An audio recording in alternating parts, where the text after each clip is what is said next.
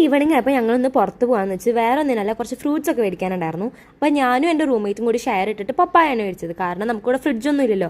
Share ഇട്ട് മേടിച്ച് കഴിഞ്ഞാൽ നമുക്ക് ഒരു ദിവസം കൊണ്ട് തീർക്കാം. അപ്പോൾ ഞാൻ ഈ പപ്പായ മേടിച്ചപ്പോൾ എൻ്റെ അമ്മ പറയുന്നത് എൻ്റെ പൊന്നി ഇവിടുത്തെ പപ്പായ മരത്തിൽ എന്തോരം പപ്പായാണ് വീണ് കിടക്കണത്, ചിലർക്ക് ബാംഗ്ലൂർ പോയിട്ട് മേടിക്കണം എന്നൊക്കെ പറയുന്നു. അത് കഴിഞ്ഞപ്പോൾ എനിക്ക് ഹോട്ട് ചോക്ലേറ്റ് കുടിക്കാനായിട്ട് ഭയങ്കര കൊതിയായിട്ട് ഞാൻ ഹോട്ട് ചോക്ലേറ്റ് മേടിക്കാൻ പോയി. 70 രൂപയായിരുന്നിട്ട് ഈ മാഷ്മെല്ലിന് ഹോട്ട് ചോക്ലേറ്റ് ഉള്ള ഈ ഒരു ഗ്ലാസ്സിന്. പക്ഷെ ഇത് മേടിച്ചത് എനിക്ക് കുഴപ്പമുണ്ടായില്ല. ലൈക്ക് ആ പൗഡർ ഇട്ടിട്ടുള്ള ഹോട്ട് ചോക്ലേറ്റ് എനിക്ക് ഒട്ടും ഇഷ്ടമല്ല. അതിനേക്കാളും ബെറ്റർ ആയിരുന്നു. പിന്നെ ഇപ്പം LPG ഗ്യാസ് ഇഷ്യൂ ഒന്നും സത്യം പറഞ്ഞാൽ നമ്മുടെ ഹോസ്റ്റലിലൊന്നും അങ്ങനെ ഒട്ടും ഇതായിട്ടില്ല. പക്ഷെ അവർ എക്സ്ക്യൂസസ് കണ്ടെത്താണ്. കാരണം എല്ലാ ദിവസവും സെയിം ഫുഡ് തന്നിട്ട് എല്ലാ ദിവസവും നമുക്ക് രാത്രി നിറച്ച ഓയിൽ ഇട്ടിട്ടൊരു ചിക്കൻ കറിയാണ്. അത് കഴിച്ചാൽ തന്നെ ചിലപ്പോൾ നമ്മൾ 2-3 ദിവസം അടുപ്പിച്ച് കഴിച്ചാൽ തന്നെ സൈഡായി പോകും. കാരണം അത്രയും എണ്ണയാണ് അതിൽ.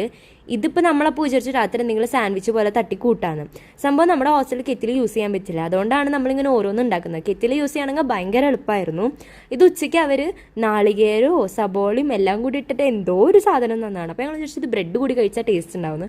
അങ്ങനെ അത് എടുത്ത് വെച്ചിട്ട് രാത്രി അതിൽ കുറച്ച് കെച്ചപ്പും വെജ് കട്ട്ലറ്റും പൊടിച്ചിട്ടിട്ട് കഴിക്കുകയാണ്.